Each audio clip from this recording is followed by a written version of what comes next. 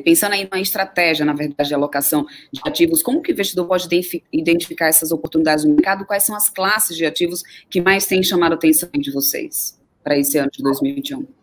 Legal, muito boa essa pergunta também. Assim, a gente estava o ano passado com uma visão muito positiva para a Bolsa, então a gente achava que Bolsa era o melhor cavalo, aconteceu essa fatalidade. Eu ainda acho que Bolsa oferece ainda uma boa simetria em termos de risco-retorno, né?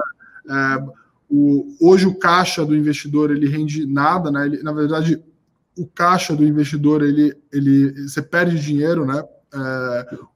Um CDI a 2%, você tem uma inflação a 4%, basicamente o teu caixa ele tem uma funcionalidade única, que é basicamente oferecer liquidez, porque rentabilidade hoje ele não te oferece mais.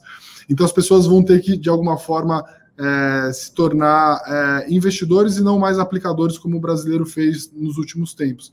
Então, a gente ainda gosta bastante de Bolsa. Se você for olhar o earnings yield da Bolsa, o earnings yield é basicamente o PL ao contrário, né? Quanto que as empresas da Bolsa valem, quanto que, em termos percentuais, a Bolsa gera de lucro. O earnings yield está na casa de 8%, o pré-fixado de renda fixa está na casa de 5%, 6%, ou seja, você tem mais retorno comprando bolsa do que tem renda fixa, se você considerar só o lucro das empresas, né? Então, a bolsa está mais barata do que a renda fixa de alguma forma, né? Apesar de você olhar a curva de renda fixa super empinada, né?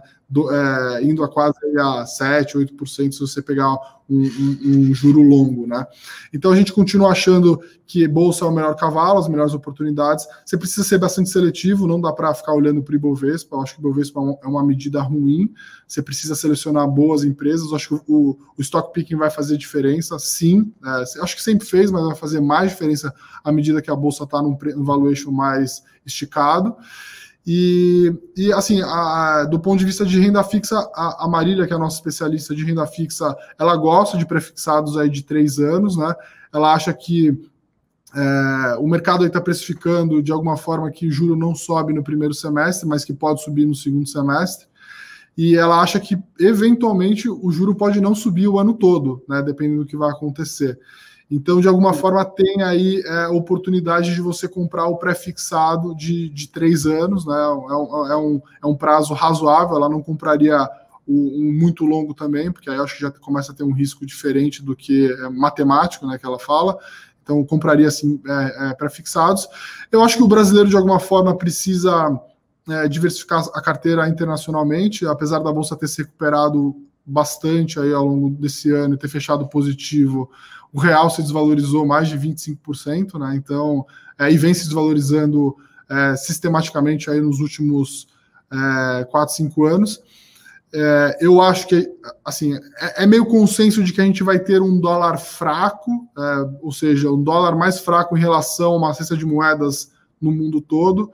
É difícil imaginar que o dólar hoje aí já... eu acabei de fechar um câmbio em espécie porque eu vou viajar sexta-feira, né? Câmbio turismo 5,50. Eu acho muito difícil a gente voltar a ver câmbio de novo na casa dos 6%.